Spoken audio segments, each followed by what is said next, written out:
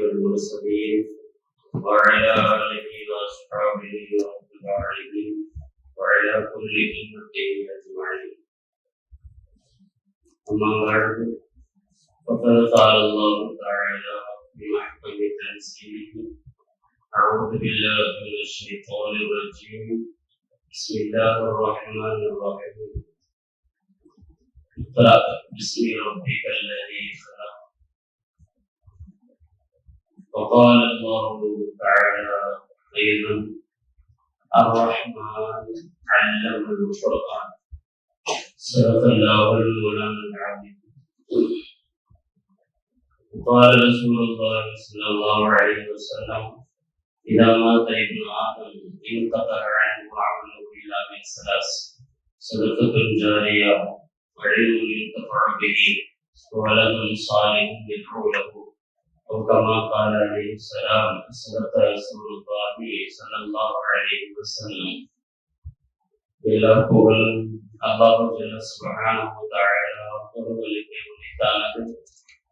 நான் ஸலாத்தும் ஸலாம் அண்ணல் பெருமானார் முஹம்மது ரசூலுல்லாஹி ஸல்லல்லாஹு அலைஹி வஸல்லம் அவர்களின் மீதும், அண்ணலாரின் குடும்பத்தார்கள், சங்கைக்குரிய சஹாபாக்கள், தாபிஈன்கள், தபஅ தாபிஈன்கள், நல்லோர்கள், வலிமார்கள், மேலும் அல்லாஹ் ரசூலை இறுதி நாளில் ஈமான் கொண்டு வாழவிருக்கின்ற அனைத்து முஸ்லிம்களின் மீதும், குறிப்பாக புனிதமான ஜும்ஆவின் தினத்தில் அல்லாஹ்வின் அருள்மறை வசனங்களையும் அருமை நாயகம் ஸல்லல்லாஹு அலைஹி வஸல்லம் அவர்களுடைய ஹதீஸ் ஷரீஃப்களையும் நல்லோர்கள் நாதாக்களுடைய வரலாற்று வாழ்வியல் வழிமுறைகளையும் பேசுவதற்கும் கேட்பதற்கும் வாய்ப்பளிக்கப்பட்டிருக்கிற எல்லோரின் மீதும் அல்லாஹ்வின் பேரருள் என்றென்றும் உண்டாவதாக.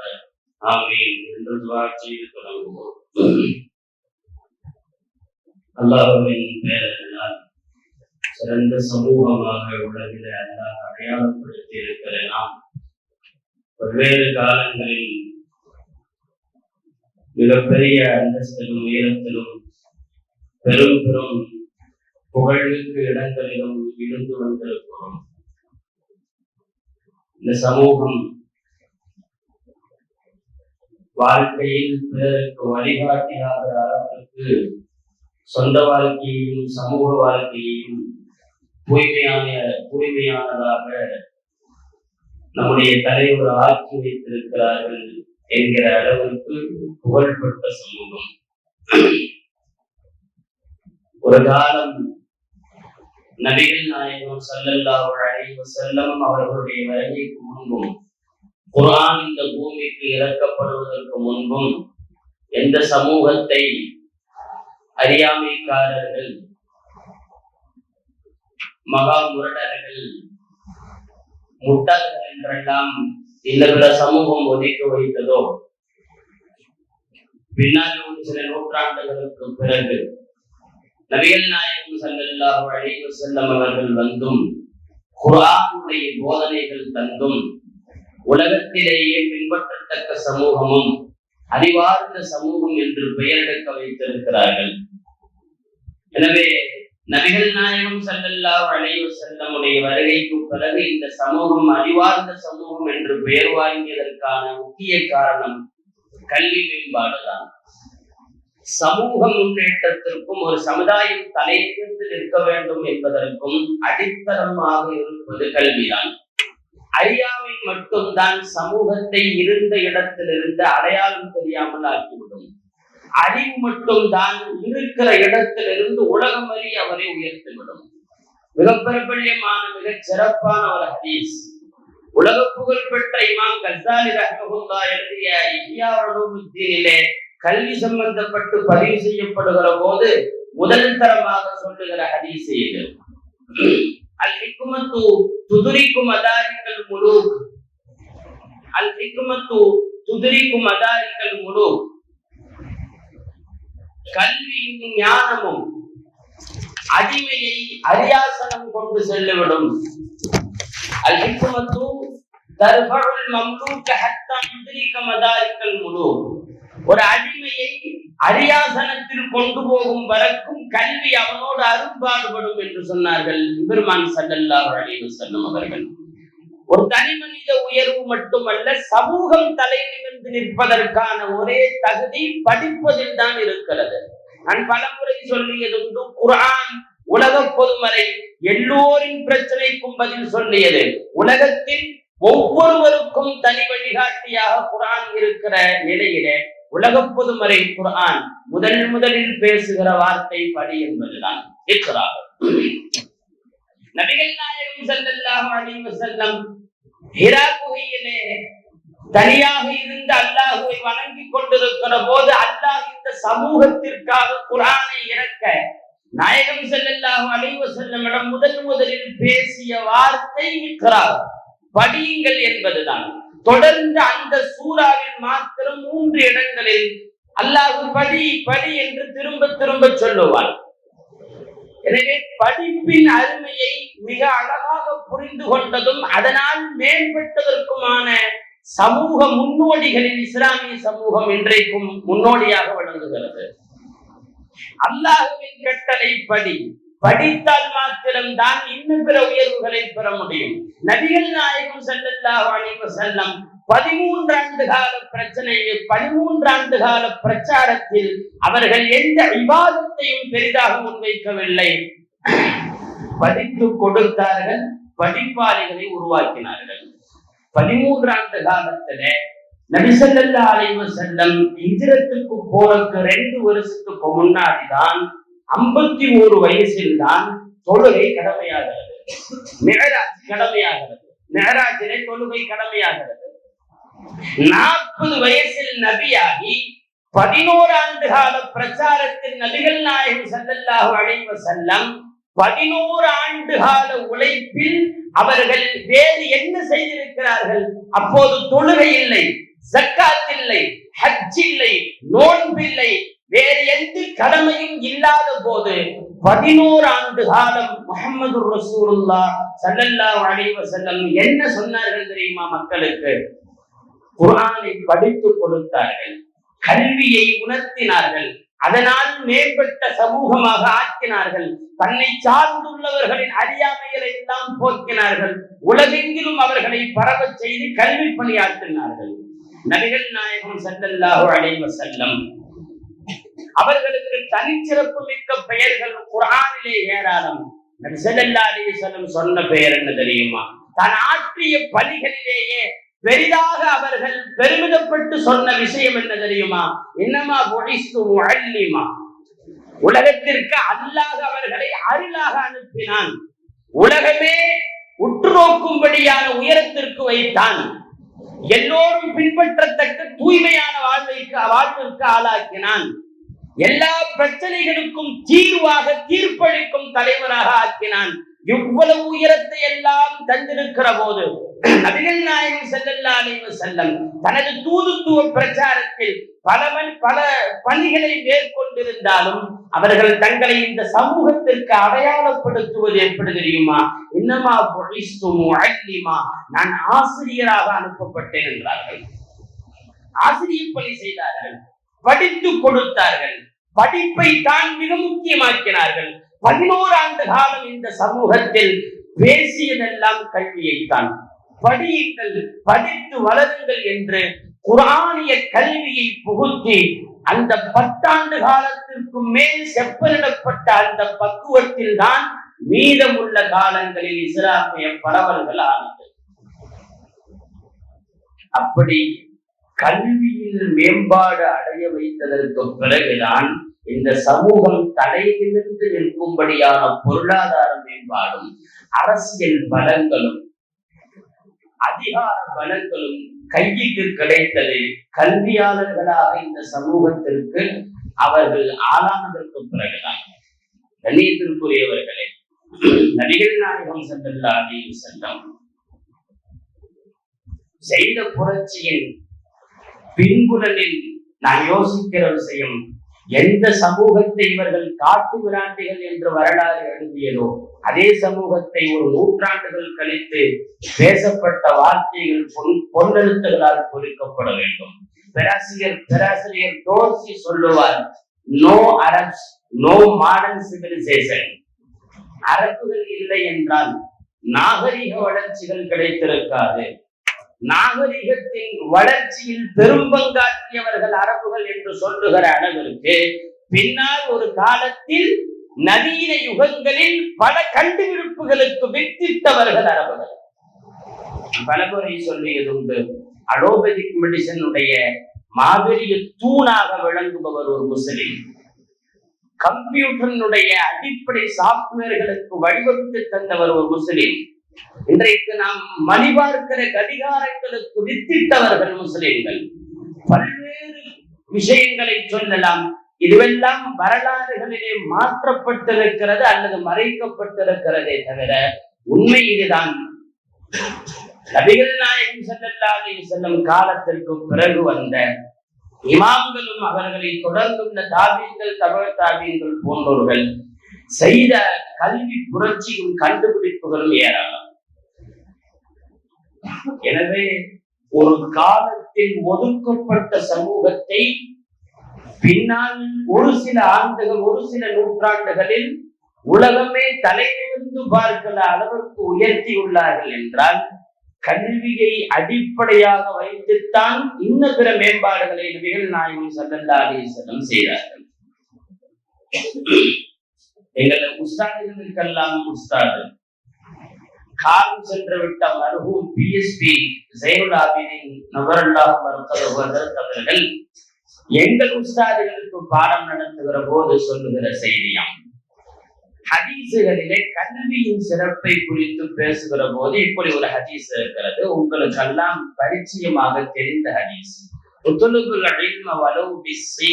சீனா சென்றேனும் சீர்கல்வி தேடிக் கொள்ளுங்கள் ஒரு ஹதீஸ். பிரபல்யமா எல்லாரும் கேள்விப்படுவோம். ஆனால் கல்விமான்களுக்குத்தான் தெரியும் அதில் மறைந்திருக்கிற ஏராளமான ரகசியம். உஸ்தாத் அவர்கள் சொல்லுவார்களாம், அந்த ஹதீஸ படிக்கும் போது நாம இப்படி சீனா போய் கத்துக்கோன்னு சொல்றது ஒரு நெருடலாக இருக்கிறது, அது தவறான ஒரு போக்காகவும் இருக்கிறது. காரணம் என்னன்னா, உலகத்திற்கே வழிகாட்டியாக வந்த, உலகத்திற்கே அறிவை வழங்க வந்த அண்ணல் நபி ஸல்லல்லாஹு அலைஹி வஸல்லம் மதீனாவில் இருந்து கொண்டு உனக்கு கல்வி வேணும்னா சீனா போன்னு சொல்லுவாங்களா? அரபு இலக்கியப்படி லவ் அப்படின்னு ஒரு வார்த்தை இருக்குது. லவ்வுக்கு பிறகு ஒரு வார்த்தை மறைந்திருந்து அர்த்தம் தரும். அப்படி பார்த்தா இதுக்கு உண்மையான தமிழாக்கம் என்ன தெரியுமா?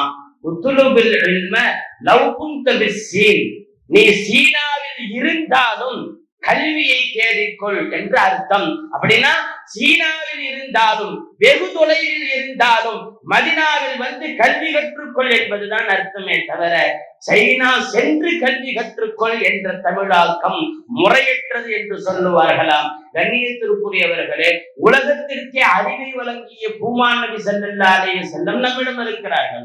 உலகத்திற்கே வாழ்க்கை வழிகாட்டியாக இருக்கும் திருக்குர்ஆன் நம்மிடத்தில் இருக்கிறது. நாமே பிரதேசங்கள் போக வேண்டும். நம்மை தேடி வந்த காலம் ஒன்று உண்டு. இன்றைக்கு அது போன்ற சூழல் இருக்கிறதா யோசிக்க வேண்டும். படிப்பாளிகளாக ஆக்கினார்கள், படைப்பாளர்களாக ஆக்கினார்கள். பெரும் பெரும் சாதனையாளர்களை நபிகள் நாயகம் ஸல்லல்லாஹு அலைஹி வஸல்லம் உருவாக்கினார்கள். பெரும் பெரும் கண்டுபிடிப்புகளுக்கு வித்திட்டவர்கள் முஸ்லிம்கள் உருவாக்கினார்கள் நபிகள் நாயகம் ஸல்லல்லாஹு அலைஹி வஸல்லம். ஆனால் பிற்காலங்களே கொஞ்சம் தொய்வும், தற்போது இருக்கக்கூடிய ஒரு சில தொய்வுகளும் யோசித்து பார்க்க வேண்டும். நமக்கு நன்கு தெரியும், முஸ்லிம்களுடைய கல்வி குறித்து புள்ளி விவரங்கள் சேகரிக்கப்பட்ட பிரபல்யமான கமிட்டி சச்சார் கமிட்டி. சச்சார் கமிட்டியில பின்தங்கிய வகுப்பினரை விட முஸ்லிம் சமூகம் கல்வியிலே மோசம் என்ற அறிக்கை கொடுக்கப்பட்டது தெரியுமா? இந்தியாவிலே ஒடுக்கப்பட்டவர்கள் என்கிறவர்களுக்கு அடுத்து அவர்கள் கம்யூனிட்டிக்கும் மேலாக மிக மோசமாக கல்வியிலே இருப்பவர்கள் முஸ்லிம் கம்யூனிட்டி என்ற அறிக்கை கொடுக்கப்பட்டது. 10வது படித்து விட்டு பாஸ்போர்ட் எடுத்து பிற தேசங்களுக்கு பயணம் செய்து சம்பாதிக்கிற ஆர்வமும் அக்கறையும் முஸ்லிம் கம்யூனிட்டிக்கு மேற்படிப்பின் மீது இல்லை என்று எழுதப்பட்டிருந்தது. கண்ணியத்திற்குரியவர்களே, கல்வி எங்கிருந்தாலும் எடுங்கள் என்றார்கள். அல்-ஹிக்மத்து ضالத்துல் முஃமின், ஒரு முஃமின் தொலைத்து விட்ட பொருள் ஞானம். கல்வியும் அறிவும் ஞானமும் தொலைந்து போன பொருள் போல் தேடிக்கொண்டே இரு என்றார்கள் நபிகள் நாயகம் ஸல்லல்லாஹு அலைஹி வஸல்லம். எங்கிருந்து வந்தாலும் கல்வியை எடுத்துக் கொள்ள வேண்டும். யாரிடத்தில் இருந்தாலும், எப்படிப்பட்ட முகாந்தரங்களிலும், கஷ்டமான நெருக்கடி மிக்க சூழல்களிலும் கல்வி கற்றுக் கொள்ள வேண்டும். உங்களுக்கு தெரியுமா, இமாம்களுடைய வாழ்க்கையில ஒரு அழகான விஷயங்கள் எல்லாம் உண்டு. ஒருத்தருக்கு அப்புறம் ஒருத்தரை அந்த காலத்துல அரசர்கள் தூக்குல போடுறதுக்கு நிக்க வச்சிருக்கிறான். தூக்குல போடுற இடத்துல ஒருத்தர் பக்கத்தில் நிக்கிறவர் ரொம்ப நாளா நாம தேடிட்டு இருக்கிற பெரியாள் மாலிக் ரஹ்மத்துல்லாஹ் அப்படின்னு தெரிஞ்சுட்டு அவர்கிட்ட மசாயில் கேட்டு நிற்கிறார். அடுத்து 2 பேருமே இறப்பை எய்து போகிற அரசரின் கடுமையான தண்டனைக்கு உள்ளாக்கப்படுகிற சூழல்களில் இமாம்கள் எல்லாம் மரணப்படுக்கையிலும் படித்திருக்கிறார்கள். நான் இன்னமும் நிறைய சொல்வேன். முகலாய அரசர்களில் சிலர் அவருடைய வரலாற்றை, குறிப்பாக அவர்கள் மரணித்ததை நீங்கள் பார்த்தால், அக்பரின் மகனார் ஹுமாயூன் அவர் மரணித்தது எப்படி தெரியுமா? லைப்ரரியில இருந்து படிச்சுட்டு வரும்போது படிக்கட்டில் அவருடைய மரணம் வந்ததாக எழுதப்படுகிறது. கடைசியா மௌத்தாகிறதுக்கு முன்னாடி அவர் இருந்தது புத்தகத்தோட. உலக பிரபல்யமான கஸ்ஸாலி ரஹ்மத்துல்லாஹ், உலகமே இவரை போல் கல்வி கொடு என்று கேட்கிற இமாம் கஸ்ஸாலி ரஹ்மத்துல்லாஹி அலைஹி மரணிக்கிற போது கிதாபுகள்ல எழுதப்படுகிறது, வல் இமாமுல் கஸ்ஸாலி மாத்த வல் புகாரி அலா சத்ரிஹி. இமாம் கஸ்ஸாலி மரணித்த போது புகாரி கிதாப் அவர் நெஞ்சில் இருந்தது. புகாரி கிதாபை படித்துக் கொண்டிருக்கிற போது மரணம் வருகிறது. இமாம் இப்னு கஸீர் ரஹ்மத்துல்லாஹி அலைஹி உலக புகழ் பெற்ற திருமறை விரிவுரையாளர். அவர் படித்து படித்து கண் குருடாகி போனது என்று பார்க்கிறோம். கண்ணியத்திற்குரியவர்களே, தொடர்ந்து இந்த சமூகத்தின் வளர்ச்சியில் முதுகெலும்புகளாக நாம் படிக்கிற வரலாற்று பேரறிவாளர்கள் அத்துணை பேரும் படித்தார்கள், படித்து கொடுத்தார்கள். படிப்பை மட்டுமே மையப்படுத்தி இந்த சமூகத்தை வளர்த்தெடுத்தார்கள். கல்வி ரொம்ப அவசியம். இன்னைக்கு இருக்கிற காலகட்டங்களிலே நம்முடைய கம்யூனிட்டியிலே பின்தங்கிய நிலையில் படிப்பில் நாம் ரொம்பவும் பின்தங்கி இருக்கிறோம். எல்லாம் படிக்க முடியாது. யாருக்கு என்ன இருக்கோ படிக்க வைப்பதற்கான வேலையை நாம் பார்க்க வேண்டும். ஸல்லல்லாஹு அலைஹி வஸல்லம் சொன்னார்கள், கல்வி காணா போன பொருள் மாதிரி கண்ட இடத்துல எடுத்துக்கணும் நாங்க இல்லையா? காணா போன பொருளை ஒரு இடத்துல தொலாவ மாட்டான். எங்கேயாவது மாறி போயிருந்தா என்ன பண்றதுன்னு எல்லா இடத்துலையும் தொலைவான் இல்லையா? கல்வியை நீங்கள் தேடுவதில் எங்கு கிடைத்தாலும் எடுங்கள் என்று சொல்லுகிற ஸல்லல்லாஹு அலைஹி வஸல்லம் நிதர்சனமாக ஒரு நிகழ்வை காட்டுகிறார்கள். போர்களிலே கைது செய்யப்படுகிற எதிர் வகுப்பினர்களில் படித்தவர்கள் யாரேனும் இருந்தால் மரியாதையாக அவர்கள் சொல்லுகிற செய்தி, பிணை தொகை கொடுத்து அவர்களால் விடுதலை அடைந்து கொள்ள முடியாது என்ற சூழலில் படித்த பெருமக்களை நீங்க பிணை தொகையெல்லாம் கொடுக்க வேணாம், எங்க பிள்ளைகளுக்கு படிச்சு கொடுங்கன்னு சொன்னாங்க நபி ஸல்லல்லாஹு அலைஹி வஸல்லம். பிரபல்யமான செய்தி நாம் கேள்விப்பட்டிருப்பது உங்களுக்கு புரிகிறதா?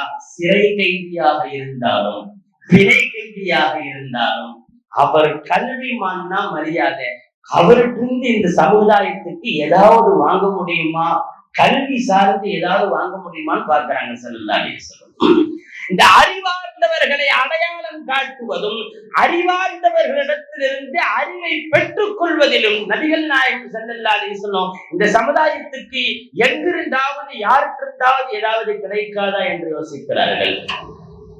எனவே கல்வி தொலைந்த பொருள் கண்ட இடத்தில் எல்லாம் எடுத்துக் கொள்ளுங்கள், எங்கெல்லாம் தொலைக்குமோ எடுத்துக் கொள்ளுங்கள் என்று சொல்லுகிற ஸல்லல்லாஹு அலைஹி வஸல்லம் ஊக்குவித்தது.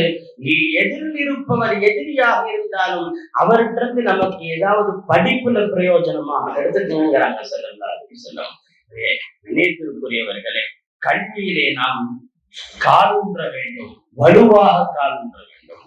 நிறைய முறை சொல்லி இருக்கிறேன், உலக போர்களிலே மிக நாசத்திற்கு ஆளான நாடுகள் ஹிரோஷிமா நாகசாகி போன்ற ஜப்பானிய நகரங்கள் 10 வருஷத்துல அவன் விழுந்ததை விட பன்மடங்கு உயர்ந்து வலுவா கால் தான் இங்கே நம்மளுடைய காலகட்டங்கள்ல எல்லாம் மேட் இன் ஜப்பான் தான் அதிகம்.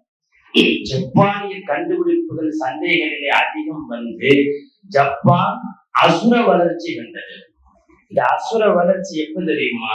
அவன் உலக போரோட பெருசா பாதிக்கப்பட்டதற்கு பிறகுதான் இவ்வளவு பெரிய அசுர வளர்ச்சி. என்னன்னா சமூகம் சிதிலடைகிறது என்கிற போது, சிதிலமடைகிறது என்கிற போது அந்த சமுதாயத்தின் படிப்பாளர்கள் எல்லாம் உணர்ந்து அவர்கள் திரும்ப முதுகலும் போடு நிற்க வைப்பதற்காக எடுத்துக் கொள்ளுகிற பிரயாசைகளில் மிக முக்கியம் கல்வி.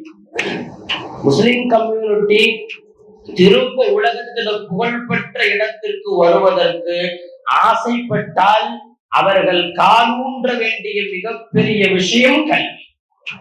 ஒரு மஹல்லால இருந்து உருவாக்கணும். மஹல்லாக்கள் தோறும் உருவாகி ஊர்கள் பெயர் வாங்கணும். ஊர்கள் எல்லாம் பெயர் வாங்கி மாநில அளவிலே அதை ஒரு பெரிய உச்சத்திற்கு கொண்டு போக வேண்டும். நாம் அதற்கு மிகப்பெரிய உழைப்பை தர வேண்டிய பொறுப்பில் இருக்கிறோம். கண்ணியத்திற்குரியவர்களே, கல்வி மேம்பட்டால் மட்டும்தான் தலையிலிருந்து வாழ முடியும். இப்போ எஸ்ஐஆருடைய ஓட்டு சம்பந்தமாக வந்திருக்கக்கூடிய தகவல்கள், நிறைய இடங்கள்ல நீ வாழ்ந்ததற்கான இருக்கிறதுக்கான குடியுரிமைக்கு சான்று கொடுன்னு கேக்குறாங்க.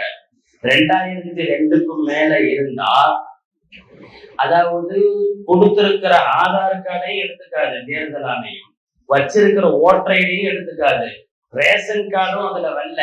அவங்க சொன்ன 12 ஆவணங்களும் இனிமேல் எங்கேயாவது தேடி கண்டுபிடிச்சு கொண்டு வரணும். எஸ்ஐஆர்ல 2002க்கு உள்ள இருக்கக்கூடிய ஆளுகள் கொண்டு வர வேண்டிய, அதுக்குள்ள இல்லைன்னா கொண்டு வர வேண்டிய, சமர்ப்பிக்க வேண்டிய ஆவணங்கள்ல வச்சிருக்கக்கூடியதெல்லாம் நாம நம்பி இருக்கிறதெல்லாம் எடுபடாது. ஒரு பெரிய சிக்கலான விஷயம். நிறைய பேச வேண்டியது இன்ஷா அல்லாஹ் தேவை என்பதால் இன்றைக்கு தலைப்பு கல்வி.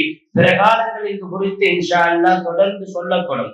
கண்ணியத்திற்குரியவர்களே, பொதுவாக வட மாநிலங்களில் கை வைக்கப்படுவதும் உரிமை பறிக்கப்படுவதும் அவர்களுடைய நாட்டின் குடிமகன் என்ற உரிமை கேள்விக்குறிக்கு ஆக்கப்படுவதற்கான மிக முக்கிய காரணங்களில் ஏன்னு கேட்கிற அளவுக்கு போதிய அறிவில்லை.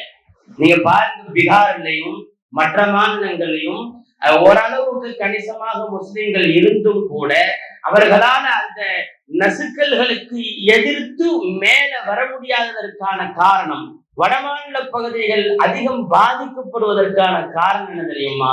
ஆக்சுவலா அவர்கள்ட்ட கல்வி இல்லை.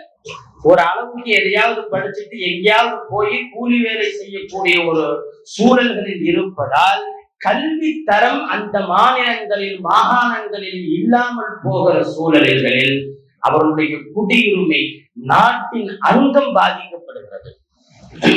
தமிழ்நாடும் கேரளாவும் என்னமோ அல்லாஹ்வுடைய பேரருளால் ஓரளவுக்கு இன்றைக்கு வரைக்கும் எஜுகேஷனல் மாநிலங்களாகவே இருப்பதால் கொஞ்சம் உள்ள வருவதற்கான சிரமம் இருக்குது. ஆனா அந்த சிரமங்கள் அங்க இல்லாம போனதுக்கான காரணம் என்னன்னா, அடிப்படை அறிவு தெரிந்தவர்கள் கம்மி. ஒரு கம்யூனிட்டியில இந்த பாப்புலேஷன்ல பெருசா படித்தவர்களோ அல்லது விவரம் தெரிந்தவர்களோ கம்மி. குரல் கொடுக்கறதுக்கு கூட எங்காவது 100ல ஒருத்தர் நிற்பார், அவ்வளவுதான்.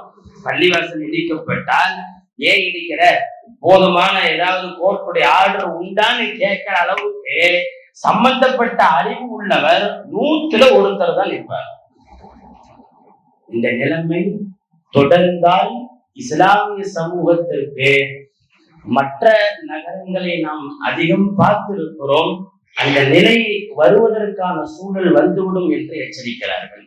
எனவே இதையெல்லாம் சரி செய்யணும்னா நாம ஆவணங்களை இப்ப சரியா பார்க்கிறோம் என்பதை விட மிக முக்கியம், அடுத்த தலைமுறை இங்கே வாழ முடியாமல் போவதற்கான சூழல் இல்லாத அளவிற்கு அவர்களை வலுவாக காலூன்ற வைப்பதற்கு நாம் எடுக்கக்கூடிய மிகப்பெரிய முடிவு படிப்பு தான்.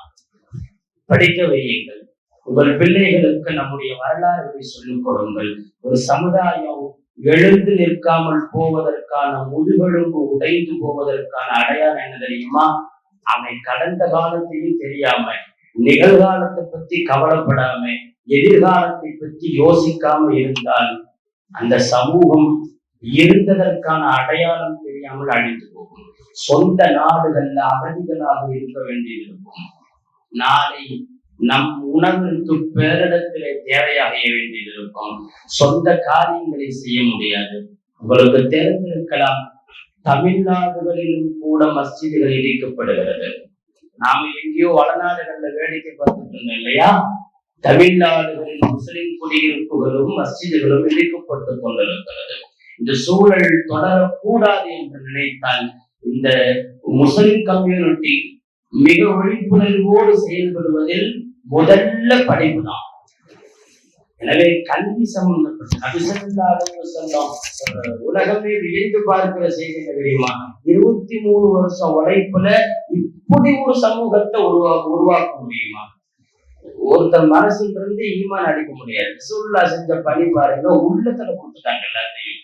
வெளிப்படையில ஒருத்தனை மிரட்டி கழுத்துல கட்டி வச்சு சொல்லி அதையாவது சொல்லு, சிறுக்குடைய வார்த்தை சொல்லுன்னு சொல்லிட்டாலுமே அவன் முஸ்லீம் அங்கிருந்து அழிக்க முடியாது.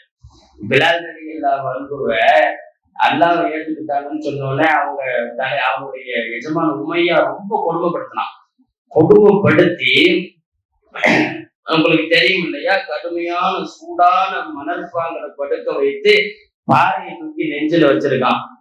இவர் அப்பயாவது விட்டுறான்னு புலம்புவாருன்னு அவன் நினைச்சிருக்கான். எந்தையோ நான் செஞ்சு தொலைச்சிட்டு தப்பு மன்னிச்சுக்க அப்படின்னு சொல்லுவாருன்னு நினைச்சிட்டு பிலால் ரலியல்லாஹு புலம்புறாங்க. இவன் காதை கொண்டு போய் பக்கத்துல வச்சு கேட்டிருக்கிறான். அஹதுன்னு சொல்லியிருக்காரு பிலால் ரலியல்லாஹு. அவனுக்கு எரிச்சல் ஜாஸ்தியாயிருச்சு. ஏற்கனவே அஹதுன்னு சொன்னதுக்குத்தான் இவனை இப்படி படாதவாறு கொடுக்கிறோம், திரும்பவும் இவர் இப்படி சொல்லுகிறாருன்னு சொல்லி அவரை திட்டப்போ பிலால் ரலியல்லாஹு சொன்னாங்களாம், வேற ஏதாவது உன்னை இன்னும் இரிட்டேஷன் பண்றதா, எரிச்சலை கிளப்பும்னா அந்த வார்த்தையும் சொல்லுவேன்னு சொன்னாங்க. தௌஹீதின் உச்சம் பிலால் ரலியல்லாஹு அன்ஹு. நான் சொல்ல வருகிற செய்தி, நபிகள் நாயகம் ஸல்லல்லாஹு அலைஹி வஸல்லம் செய்த புரட்சி. மனங்களில் அல்லாஹ்வை தந்தார்கள். அந்த உறுதி இருக்கிற சமூகம் கண்டிப்பாக உயரும். ஆனால் அதற்கான எந்த முன்தயாரிப்பும் செய்யாமல் இருப்பது என்பது தவறு. நம்ம தொடர்ந்து நசுக்கப்பட்டு வருகிறோம் என்றால் சமூகத்திலே ஒரு அங்கத்தை தேர்ந்தெடுத்து ஒரு அரசு துறை சார்ந்த இடங்களில் ஆளுமைகளில் நம் மக்கள் இருந்தால் மட்டும்தான் குரல் கொடுக்க முடியும். அந்த அளவுக்கு போறதில்லை. நான் பல தடவை சொல்லியதுண்டு. நாங்க படிக்கிற காலத்துல எல்லாம் கால்நடை ஒரு 10-15 வருஷத்துக்கு முன்னாடி கால்நடை மருத்துவத்திற்கு தமிழ்நாட்டுல 80 சீட்டு முஸ்லிம்களுக்கு ஒதுக்கப்பட்ட போது ஒருத்தருமே இல்லை கால்நடை மருத்துவ டாக்டர். வெட்டரி டாக்டருக்கு அரசு சார்ந்த வேலை வாய்ப்பு வழங்குகிற போது அதை அப்ளை பண்றதுக்கு ஒரு வெட்டரி டாக்டர் நம்ம சமூகத்துல இல்லை. இவ்வளவு பெரிய கம்யூனிட்டியில இந்த விஷயம் தெரியுமா? கோயம்புத்தூர் கலவரம் நடந்து முடிஞ்சு 19 முஸ்லிம்கள் கொல்லப்பட்டார்கள். அப்ப முதலமைச்சர் பார்த்து விட்டு ஒரு அறிக்கை சொன்னார்.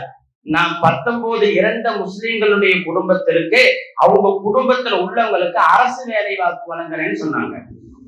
கலெக்டரும் அதை எடுத்துட்டு ஒரு 19 குடும்பத்திலையும் போய் பார்த்துட்டு அடுத்து ஒரு பிரஸ் மீட்ல சொல்றாரு. முதல்வர் சொன்னார், உடனடியாக நாங்கள் அதற்கு ஆக்ஷன் எடுத்தோம். ஆனா 19 குடும்பத்துல அரசு வேலை வாய்ப்பிற்கு அப்ளை பண்ற அளவுக்கு ஒரு அடிப்படை எலிஜிபிலிட்டியே இல்ல, பேசிக் குவாலிபிகேஷனே இல்லைன்னு சொல்றாரு. ஒரு 10th படிச்சவங்க கூட இல்லைங்கிறார். நினைத்திருக்குரியவர்களே, 10வதையே ரொம்பவும் கஷ்டப்பட்டு தாண்டுகிற சூழல்களில் இன்றைக்கு நம் சமூகம் இருந்தால் யோசிக்க வேண்டும். நம்முடைய தலைமுறை தலைநிமிர்ந்து வாழ்வதற்கான ஒரே விஷயம் படிப்பு மட்டும்தான். உங்கள் குழந்தைகளை அல்லாஹ்வின் பேரருளால் மிகச்சிறந்த படிப்பாளிகளாக ஆக்குங்கள். அல்லாஹ் தலைநிமிர்ந்த சமூகமாக ஆக்குவானாக. அதன் அடிப்படையிலே கண்ணியத்திற்குரியவர்களே, நாளை மறுநாள் ஞாயிற்றுக்கிழமை இன்ஷா அல்லாஹ் நமது பகுதியில் உள்ள ராக்கிய வலயத்திலிருந்து தாங்கை வரைக்கும் உள்ள மஹல்லாக்கள் உள்ள 10, 11, 12வது படிக்கக்கூடிய குழந்தைகள், அது போக மீதம் இருக்கக்கூடிய வகுப்பில் இருக்கக்கூடிய குழந்தைகளுக்கும் மேல் படிப்புக்காக நீட் போன்ற அல்லது லா படிப்புகள் அல்லது இன்ஜினியரிங் படிப்புகளுக்கு நுழைவு தேர்வு வைக்கிறார்கள் அல்லவா, அதை எப்படி அவங்க அணுகிறதுங்கிறதுக்காக ஒரு கோச்சிங் கொடுத்து அதற்காக எம்எஸ் அகாடமி ஹைதராபாத் மற்றும் டெல்லியில இருக்கக்கூடிய எம்எஸ் அகாடமி தொடர்ந்து இந்த 3 ஆண்டு காலங்கள் அவர்களுக்கு நீட்டினுடைய பயிற்சி கொடுத்து மேற்படிப்புக்கு அவர்களை உயர்த்த அவர்கள் ஒரு பெரிய பங்களிப்பை செய்ய இருக்கிறார்கள். அது சம்பந்தமாக இன்ஷா அல்லாஹ் வருகிற ஞாயிற்றுக்கிழமை நம்முடைய இங்கே இருக்கக்கூடிய சத்தியவதி மகால் மண்டபத்திலே ஒரு நிகழ்வு நடைபெற இருக்கிறது. கல்வியாளர்கள் பலரும் மேற்படிப்புக்காக கல்வி வழிகாட்ட நிகழ்ச்சி செய்ய இருக்கிறார்கள். உங்களுடைய குழந்தை பிள்ளைகளை தயவு செய்து அந்த ப்ரோக்ராம்ல கலக்க செய்யுங்கள். நீங்களும் வாருங்கள். இது ஒரு பெரிய ஒரு விஷயம். அடுத்த ஆளுமைகளாக இந்த தமிழ்நாட்டில இந்தியாவிலே நம்முடைய மக்கள் இருப்பதற்கான ஒரு மிகப்பெரிய விஷயத்தை முன்னெடுத்திருக்கிறார்கள். நம்முடைய HSI நிர்வாகம் அதை நடத்துகிறது. நீங்கள் தவறாமல் உங்கள் பிள்ளைகளோடு கலந்து கொண்டு அதிலே சொல்லப்படக்கூடிய விஷயங்களை உள்வாங்கி அல்லாஹ்வின் பேரர்களால் முன்னேற்றத்திற்கான வித்தை விதைப்பதற்கான நாளாக பயன்படுத்திக் கொள்வோம். எல்லாம் அந்த அல்லாஹ் தேர்வை செய்வாராக. கண்ணியத்திற்குரியவர்களே, அந்த நிகழ்ச்சி நம்ம நடத்துறோம், நம்ம மகன்தா நம்ம நிர்வாகம் நடத்துவதால பிற மகன்தாக்களும் கலந்து கொள்றாங்க. ஆனா ஒரு பெருங்கொண்ட செலவு நமக்கு இருக்கிறது. அதனால உங்களுக்கு தெரியும், கல்வி ரொம்ப முக்கியம். குறிப்பா கல்விக்காக வாரி வழங்கணுங்கிற எண்ணம் நிறைய மக்களுக்கு இருக்கும். அந்த ப்ரோக்ராமுக்கு 50,000 ரூபாய்க்கு மேல தேவைப்படுகிறது. அதனால கண்ணியத்திற்குரியவர்களே, அல்லாஹ்வின் பேரர்களால் அல்லாஹ் உங்களுக்கு வழங்கியிருக்கிற அதிலிருந்து கணிசமான ஒரு பெருங்கொண்ட தொகைகளை இதற்காக செலவு செய்யுங்கள். நாளை அதனால் பலன் பெற்று ஒரு பெரிய துறைக்கு அந்த குழந்தைகள் வந்தால் அதற்கு நாமும் பங்களிப்பாளர்கள் என்று அல்லாஹ் நம்மை பொருந்திக் கொள்வார். நிறைய அதற்காக வசூலிக்கப்படும். இன்ஷா அல்லாஹ் தாராளமாக அந்த நிகழ்வு நன்றாக நடப்பதற்கு பொருளாதார உதவி செய்வதோடு தாங்களும் தங்கள் பிள்ளைகளும் கலந்து கொண்டு பலனடையுமாறு கேட்டுக் கொள்ளப்படுகிறது. சுண்ணத்தி தொடர்பு